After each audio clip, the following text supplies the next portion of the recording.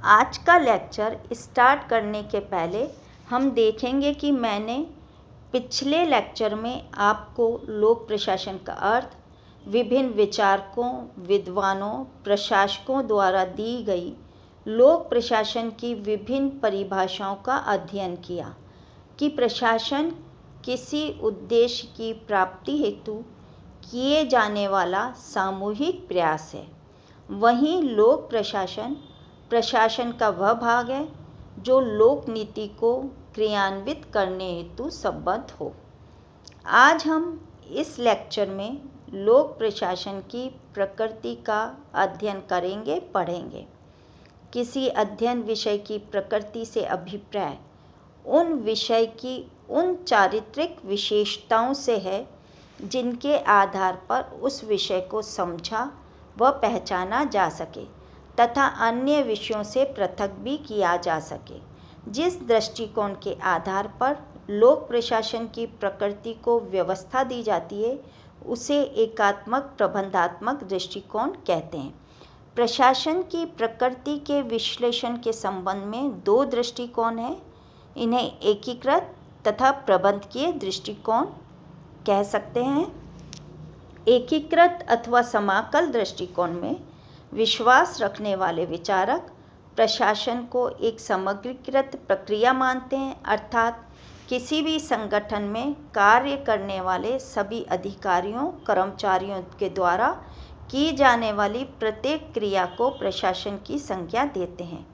यह दृष्टिकोण मुख्य प्रशासक तथा गौण प्रशासकों के द्वारा किए जाने वाले कार्यों की प्रकृति में अंतर के आधार को स्वीकार नहीं करता।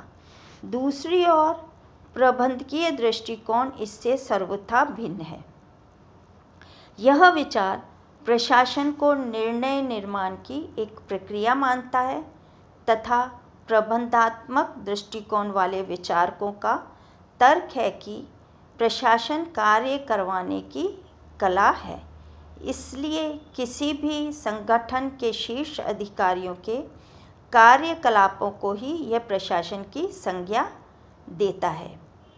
इन्हीं विचारों तथा इसकी सापेक्षिक उपादेयता को MP शर्मा ने व्यक्त किया है कि दोनों भिन्न भिन्न दृष्टिकोणों को प्रशासन के विषय में समाकल तथा प्रबंधकारी दृष्टिकोणों के नाम से पुकारा जा सकता है। दोनों के बीच एक मौलिक अंतर है। यदि हम समाकल दृष्टिकोण को स्वीकार कर लेते हैं तथा ये मान लेते हैं कि विविध सम्मिलित ध्येयों की पूर्ति के लिए की जाने वाली समस्त क्रियाओं का योग ही प्रशासन है, तो केवल इतना ही नहीं कि सहायक कर्मचारी से लेकर प्रबंधक तक समस्त कर्मचारी प्रशासन के अंग मान लिए जाएंगे। विषयों के अनुसार एक क्षेत्र से दूसरे क्षेत्र में प्रशासन को विभिन्न नामों से पुकारा जाएगा, जैसे लोक स्वास्थ्य प्रशासन या शैक्षिक प्रशासन आदि। परंतु इसके विपरीत यदि हम प्रबंधकारी दृष्टिकोण को स्वीकार करें तो केवल वह उच्चतर अधिकारी वर्ग ही प्रशासन का अंग माना जाएगा जो अधीक्षण का कार्य करता है। इस प्रकार प्रशासन का विषय क्षेत्र, नियोजन, संगठन, समन्वय, निदेशन, वित्तीय नियंत्रण आदि प्रबंध की विधियां और रीतियां तक ही सीमित हो जाता है। ये विधियां समस्त सामूहिक प्रयास में एक जैसी होती हैं और विषयों के क्षेत्रों में अदलती बदलती नहीं हैं। इन दृष्टिकोणों के अंतरों को हम इस उदाहरण से समझ सकते हैं कि किसी एक मंत्रालय की कल्पना करें जिसमें सचिव, अतिरिक्त सचिव, उप सचिव, सहायक सचिव, कार्यालय अधीक्षक, UDC, LDC, सहायक कर्मचारी आदि क्रमशः अपनी वरिष्ठता के क्रम में यानी कि पद सोपान व्यवस्था से पदासीन हैं। यदि हम लोक प्रशासन की प्रकृति के संदर्भ में एकीकृत दृष्टिकोण को स्वीकारते हैं तो ये सभी कर्मचारी प्रशासक कहलाएंगे तथा इनके द्वारा की जाने वाली प्रत्येक कार्यवाही प्रशासन।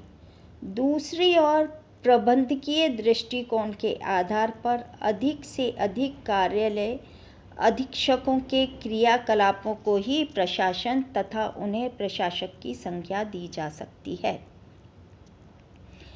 विचारक हेनरी फ्योल की मान्यता है कि किसी भी संगठन में कार्य करने वाला प्रत्येक व्यक्ति एक महत्वपूर्ण इकाई है, चाहे वह उस संगठन से किसी भी स्थिति में संबद्ध हो।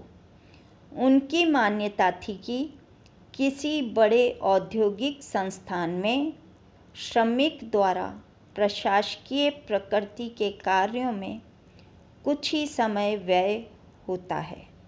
औद्योगिक पद सोपान में कर्मचारी का पद जितना ऊंचा हो जाता है, वह प्रशासकीय कार्यों में उतना ही अधिक समय लगाता जाता है। हेनरी फ्योल ने एक औद्योगिक इकाई में कार्य करने वाले कर्मचारियों के दायित्वों की प्रकृति का अध्ययन किया।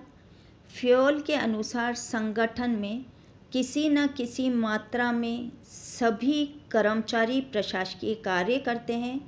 प्रशासकीय कार्यकलापों की मात्रा संगठन के शीर्ष पदों से उत्तरोत्तर नीचे आने पर कम होती जाती है।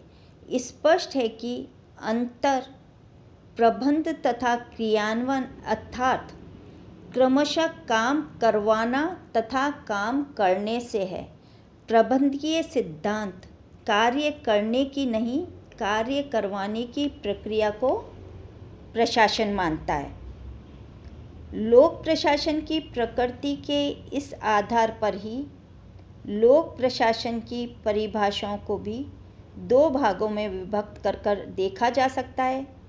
प्रथम वे परिभाषाएं जिनमें लोक प्रशासन की प्रकृति को एकात्मक रूप में व्यवस्था मिली हो, उदाहरण जैसे साइमन डिमॉक, फेलिक्स निग्रो की परिभाषा, तथा द्वितीय वे परिभाषाएं जो प्रबंधात्मक दृष्टिकोण का अनुसरण करती हों, उदाहरण जैसे लूथर गिलिक द्वारा। Thank you.